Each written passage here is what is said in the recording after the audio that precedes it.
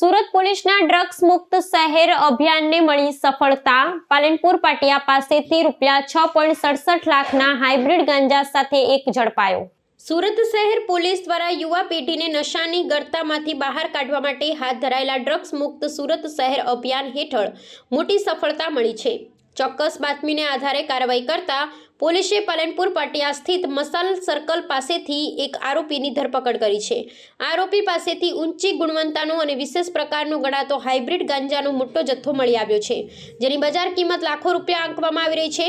Police દ્વારા ઝડપાયેલા આરોપીનું નામ જનક ભટ્ટ હોવાનું સામે આવ્યું છે। તેની પાસેથી કુલ 225.87 ગ્રામ હાઇબ્રિડ ગાંજો જપ્ત કરવામાં આવ્યો હતો, જેની કિંમત આશરે ₹6.67 લાખ જેટલી થવા જાય છે।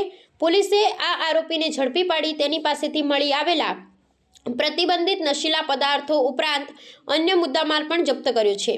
મોપેડ અને મોબાઈલ ફોન સહિત કુલ ₹7.15 લાખની કિંમતનો મુદ્દામાલ પોલીસે કબજો કર્યો છે। આ ધરપકડથી શહેરમાં ગેરકાયદેસર નશીલા પદાર્થોના વેચાણ અને હેરાફેરીના નેટવર્કને મોટો ફટકો પડ્યો છે। પોલીસે NDPS અધિનિયમ હેઠળ ગુનો નોંધી પકડાયેલા આરોપીની સઘન પૂછપરછ હાથ ધરી છે। તપાસનો મુખ્ય હેતુ એ છે કે હાઇબ્રિડ ગાંજાનો જથ્થો ક્યાંથી લાવવામાં આવ્યો હતો અને સુરત શહેરમાં કોને કોને વિતરણ કરવાનો હતો। નશાના સમગ્ર કાળા કારોબારના મૂળ સુધી પહોંચી તેમાં સડોવાયેલા અન્ય વ્યક્તિઓ અને સપ્લાયરોને ઝડપી પાડવા માટે પોલીસે વધુ તપાસના ચક્રો ગતિમાન કર્યા છે।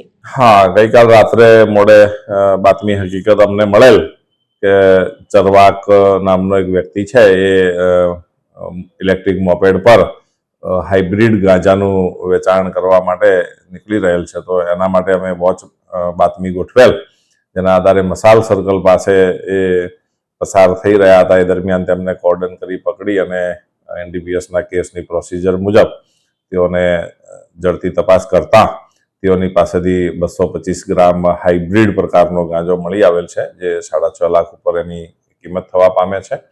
અને કોઈ નિહિલ નામના વ્યક્તિ તેઓને આ હાઇબ્રિડ ગાંજો વેચેલ છે અને તેઓની કાયદેસર કરી ધરપકડ કરવામાં આવેલ છે અને નામદાર કોર્ટમાં રજૂ કરી અને 1 દિવસના વધુ ફર્ધર પોલીસ કસ્ટડી આપવામાં આવેલ છે। જી સર, આરોપીનો કોઈ પૂર્વ ઇતિહાસ ખરો? હાલ સુધીમાં તો જણાઈ આવેલ નથી, છતાં પણ એનું તપાસ ચાલુ છે।